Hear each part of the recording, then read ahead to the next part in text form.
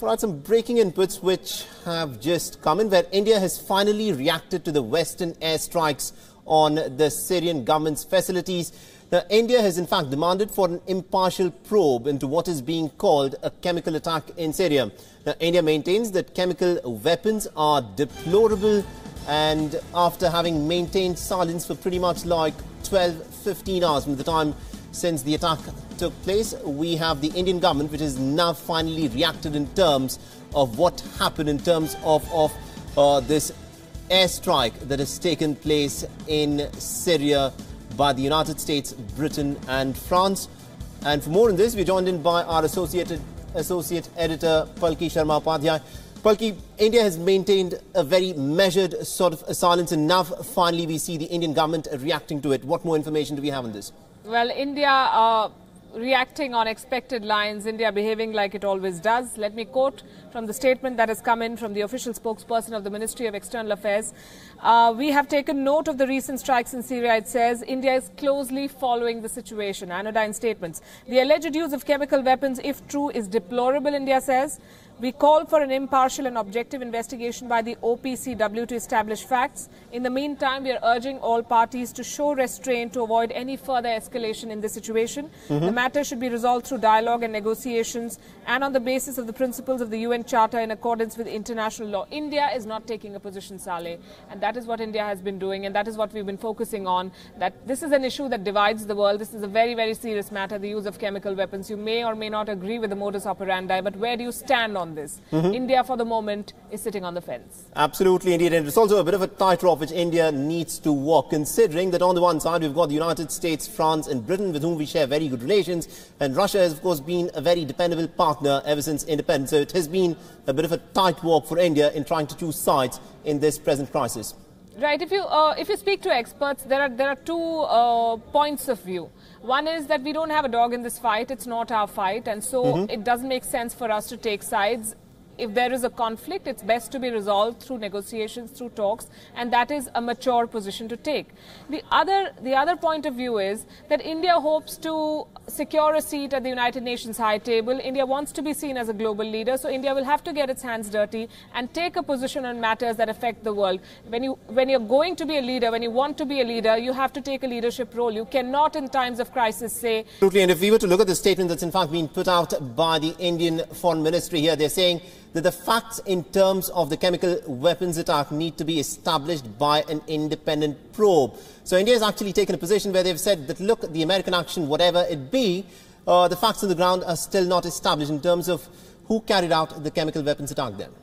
That is something that Russia has also been saying, that this OPCW report is not out yet, and on what basis did the Americans decide that it was Bashar al-Assad. But at the same time, you know, the Russians are also saying that this attack never happened, that this was stage managed. There was no chemical weapons attack. That is Russia's position. So India taking the line that most countries in the world who are not taking sides in this battle are taking, that let this investigation be over, let it be proved that chemicals were used, chemical weapons were used, and once that is proved, let us conclusively decide who was the party. Remember, in Syria, all parties are in possession of chemical weapons. So to say that it was the Assad regime or the Russians or the Iranians or the rebels or the Americans, it's very, very hard. Independent verification is very hard in a situation like this. And that is what gives all sides the benefit of the doubt. Absolutely, indeed. Palki, thank you very much indeed for joining us and getting us the latest in terms of the position that has been taken by India. So at this point of time, India has chosen to sit, wait and watch. It has not taken any position.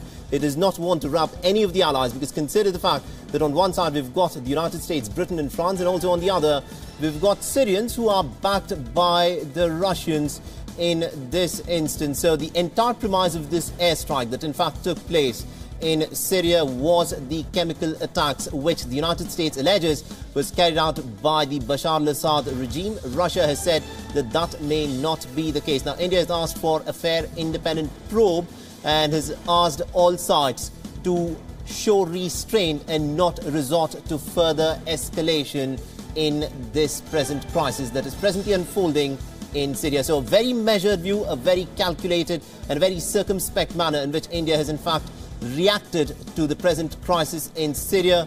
And this is what most analysts are saying, that at this point of time, no side wants escalation. Nor the Americans, nor the Russians or the Syrians would like for this present crisis to escalate any further. This was something that was also stated by the US Defense Secretary when he said that this is a one-off attack which the United States had planned to essentially target the chemical weapons that were stationed, that were present with the Syrian regime, and now they believe that a very substantial part of those chemical weapons have in fact been destroyed after this strike by the Americans, the British and the French.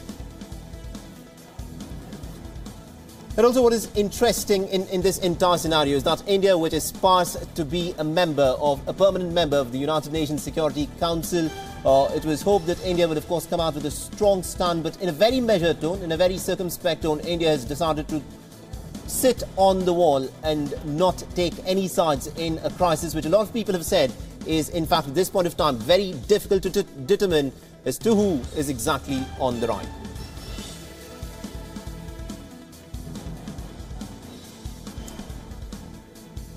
All right, and also in terms of the strikes that have been carried out, a lot of people have in fact come forth and questioned the legality of the United States which led this particular airstrikes. And to discuss more on this and to shed light more on this, we are joined in by my colleague Molly. Molly, take us through as to how legal this airstrike actually was, because it was not something where the United States had sought a greater consensus or a coalition like in the NATO, or even had sought the backing of the United Nations. This was more a unilateral strike that they've carried out. Absolutely, Saleh. There's been so much back and forth over the US-led coalition launching those airstrikes on Syria in response to the alleged chemical attack in the rebel-held area of Douma in Syria. Now, several questions that still remain unanswered with regard to the legality of the strike and the various justifications doing the rounds for the same, in the light of international law. That still remains to be dwelt upon, and that is one of the areas that we are looking at very closely. There are several facets.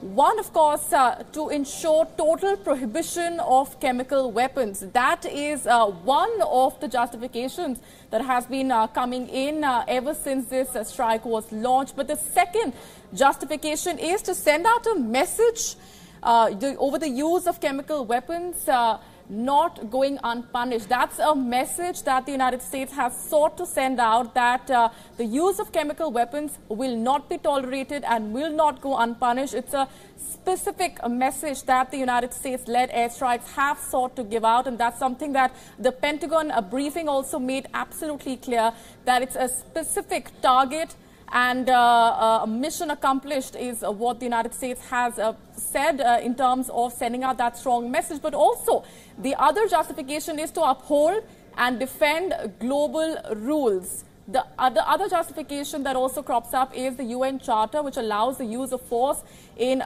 self-defense. Also, the countries relying on the UN Charter to defend the populations threatened by their own governments. Force is also allowed for maintaining international security. Any action must have mandate from the UN Security Council. So in terms of the legality, in terms of the justifications that have been doing the rounds over the US-led airstrikes which struck Douma, there has been a lot of criticism as well for those airstrikes, but at the same time for the use of chemical weapons, which has been condemned by the United States, by the UK and by France, which have joined hands and struck Syria and the government installations there.